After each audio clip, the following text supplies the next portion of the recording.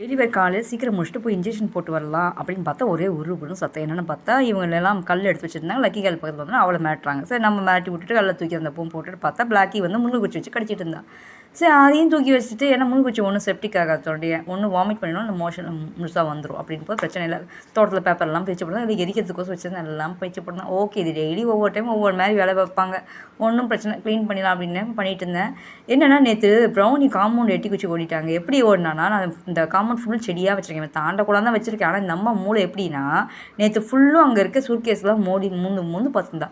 சரி பூச்சி கிச்சி இருக்கும் போலுக்கு இல்லை புல்லுகளை சாப்பிட்றாலோ இன்னொன்று பார்த்தா அவங்க மூக்கத்தை வச்சு ரிசர்ச் பண்ணியிருக்காங்க எதை வெயிட் கம்மியாக இருக்குன்னு ரிசர்ச் பண்ணி அது தட்டி நேற்று எட்டி குச்சி ஓடி போயிட்டா. சரி இன்றைக்கி எல்லாத்தையும் இடம் மாற்றி வச்சுருவோம், எதெல்லாம் வெயிட்டாக இருக்கோ இவன் எந்த பக்கம் போனாலும் அந்த பக்கம் வெயிட்டானது வச்சுட்டு வெயிட் இல்லாத இந்த பக்கம் வைப்போன்னு கொஞ்சம் அட்ஜஸ்ட் பண்ணி வச்சேன். அப்பயும் நான் கூட்ட உள்ளே போனோன்னே மேடம் எப்படி பிளான் பண்ணாங்க தெரியல, எப்படியோ ஒரு கேப் பண்ணி எட்டி குச்சி போயிட்டாங்க. எப்படின்னா 2 சுடுக்கு